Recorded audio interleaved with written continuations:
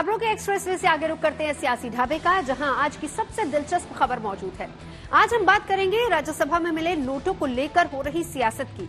संसद में पहले भी नोटों को लेकर काफी सियासत हो चुकी है। ऐसे में कल राज्यसभा में नोटों के मिलने से हंगामा हो गया।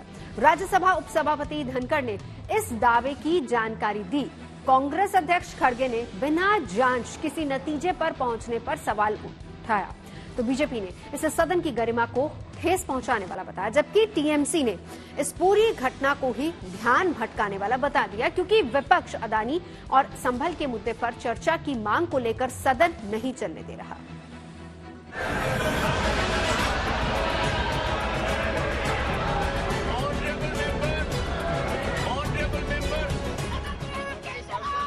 जब से शीतकालीन सत्र की शुरुआत हुई है, अडानी और संभल का मुद्दा छाया हुआ है। लेकिन आज जब सदन का आरंभ हुआ तो विपक्ष के सारे मुद्दे धरे रह गए। राज्यसभा में नोटों की गड्डी मिलने की बात पता चलते ही सत्ता पक्ष और विपक्ष के सांसदों में जमकर बहसबाजी शुरू हो गई। It was my duty and I am obliged to inform the House, and information is imparted for a very simple reason, that this is a routine anti-sabotage check which takes place. When it was brought to my notice, I thought someone would come to reclaim it.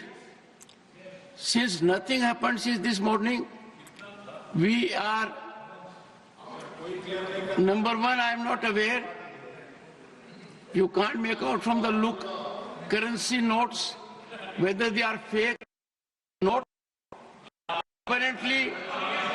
Apparently, denomination is 500 rupees.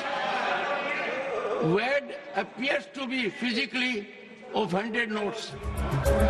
इस घटना की जानकारी मिलते ही सदन का माहौल गर्म हो गया और सत्ता पक्ष को विपक्ष पर हमला करने का मौका मिल गया और इसे सदन की गरिमा पर चोट करने वाला प्रकरण बताया। ये जो घटना घटी है, ये घटना बहुत ही असाधारण घटना है।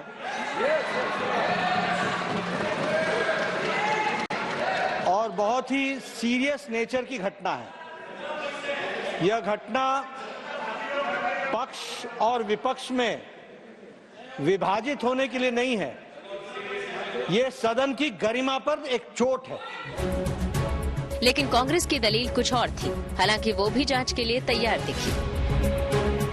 मेरा एक ही निवेदन है, ये मैटर आपने कहा कि इन्वेस्टिगेशन में है। जब तक इन्वेस्टिगेशन नहीं होता और जब तक आपको ऑथेंटिसिटी से कोई एक व्यक्ति के पास या कोई एक सीट के ऊपर मिला है, उसका ऑथेंटिसिटी नहीं होता, तब तक तो उसका नाम बोलना ही नहीं। ये अरे छोड़ो भाई, sir, you know, you all lawyers, can he do like this? 1 second. And these people, अरे छोड़ो, ये सब ऐसे चिल्लर काम करके ही देश को बदनाम कर रहे हैं। We never objected that you should not investigate. Have we objected? Why Mr. Nadda should say that I am trying to suppress that matter? We never.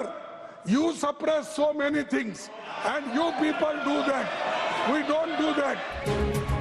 दरअसल 5 दिसंबर को सुरक्षा जांच के दौरान सीट नंबर 222 के पास 500 के नोटों की गड्डी मिली थी और ये सीट कांग्रेस सांसद अभिषेक मनु सिंघवी को अलॉट की गई है। ऐसे में सत्ता पक्ष को विपक्ष पर हमला करने की वजह मिल गया, तो विपक्ष इसे अन्य मुद्दों से ध्यान भटकाने की साजिश बता रहा है। अदानी पे जो इन्वेस्टिगेशन होना चाहिए उसको खत्म करने की कोशिश में, उसको साइडलाइन करने की कोशिश में विपक्ष पे ऐसे आरोप लगा रहे हैं। अब तो डर इस बात का लगने लगा है कि ये सेफ हाउस बना जाता है। Parliament is one of the safest structures in the country. CCTV monitored है 24/7। अभिषेक जी ने अपना बयान दे दिया है। अब इसका इन्वेस्टिगेशन मैं कहती हूँ ऑपोजिशन को मांगना चाहिए। ये करेंसी के मुद्दे पे कुछ और है तो इन्वेस्टिगेट कर लीजिए, लेकिन बेवजह ये सदन का क्यों बर्बाद करेंगे? नॉन इश्यू को इश्यू बना के ट्रेजरी बेंच हाउस चलाना नहीं चाहते। लेकिन बीजेपी इस मुद्दे पर कहां चुप बैठने वाली थी। उसने कांग्रेस पर दनादन तीर चलाने शुरू कर दिए। संसद की पूरी जो शुद्धता है, शुचिता है, उसको तार तार करने वाला ये दृश्य आया है। मैं समझता हूं कि ये कांग्रेस का कल्चर बन गया है। आसन ढूंढ पे जाओ तो भी नोटों की गड्डियां मिल रही हैं और घर में जाओ तो भी नोटों की गड्डियां मिल रही। अभी झारखंड में एक कांग्रेस नेता के घर से मिली 300-400 करोड़ मिले। तो ये कांग्रेस का करप्शन का जड़ कितना गहरा है ये दिख रहा है। अब कांग्रेस पार्टी जिसका काले धन से पुराना नाता रहा है, हम लोग बाल्यकाल से देखते हुए, किशोरावस्था से होते हुए, युवावस्था से होते हुए प्रौढ़ावस्था की दहलीज के ऊपर आ गए और काले धन का काला कारनामा सुनते रहे हैं। तो आज हमें इस बात का आश्चर्य होता है कि सार्वजनिक स्थलों पे जैसे खोया पाया केंद्र होता, कुछ खो जाए तो जहां पे पाया जाता वहां ले लो जाके, पर मुझे लगता है इतना पाया जा चुका है कि खोए का तो कोई हिसाब ही नहीं। हालांकि मामले के तूल पकड़ने पर अभिषेक मनु सिंघवी की भी सफाई आ गई। रोचक बात यह है कि कल 12:47 पे 12:57 दोपहर में मैं हाउस के अंदर आया और 1 बजे हाउस राइज कर गया। अपना अटेंडेंस मार्क करके मैं अंदर घुसा और 3 मिनट बाद हाउस राइज कर गया। 1 से 1:30 तक मैंने मिस्टर अयोध्या प्रसाद के साथ लंच लिया संगम कैंटीन में और 1:30 बजे मैं वापस सुप्रीम कोर्ट आ गया क्योंकि कोई महत्वपूर्ण मामला था। 2 बजे मेरा पूरा कल का हाउस के अंदर बैठक 3 मिनट की थी। लेकिन तीर एक बार कमान से निकल गया तो लौट के कहां आता है। अब इस मामले पर विराम तभी लगेगा जब जांच का परिणाम सामने आएगा। वैसे कांग्रेस अब जांच के लिए जेपीसी की मांग कर रही है। वैसे सदन में पैसे से जुड़ा ये कोई पहला विवाद नहीं है। पहले भी पैसे से जुड़े अलग अलग मामले आते रहे हैं। कभी सांसदों पर पैसे लेकर वोट देने का आरोप लगा तो कभी पैसे लेकर सवाल पूछने का आरोप लगा। कभी खुद सांसदों ने ही सदन में नोटों की गड्डियां लहराई। 1993 में नरसिम्हा राव सरकार बचाने के लिए जेएमएम पर आरोप लगा था कि उसने पैसा लेकर कांग्रेस सरकार का साथ दिया था। जांच हुई, केस चला, लेकिन सुप्रीम कोर्ट से सभी आरोपी बरी हो गए। दूसरा मौका 2008 का है, जब मनमोहन सरकार ने अमेरिका के साथ न्यूक्लियर डील की थी तो सीपीएम ने सरकार से समर्थन वापस ले लिया था। तब बीजेपी ने अविश्वास प्रस्ताव का नोटिस दे दिया था। तब वोटिंग के वक्त बीजेपी के 3 सांसदों ने लोकसभा में जमकर नोट लहराए। ये सांसद थे अशोक अर्गल, फग्गन कुलस्ते और महावीर भागोरा। आरोप था कि तीनों सांसदों को पैसे अमर सिंह ने दिए थे।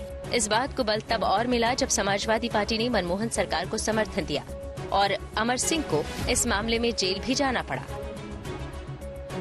अब जब इस बार राज्यसभा में नोटों का बंडल मिला है तो बीजेपी कांग्रेस पर हमलावर इसलिए है कि ये नोट कांग्रेस सांसद की सीट के पास से मिले हैं और पहले भी जब भी संसद में नोट से जुड़े आरोप लगे हैं उनके केंद्र में कांग्रेस ही थी। ऐसे में जांच के बाद ही खुलासा होगा कि बरामद नोट किसके हैं। दिल्ली से ऐश्वर्या पालीवाल और पीयूष मिश्रा के साथ bureau report, good news today.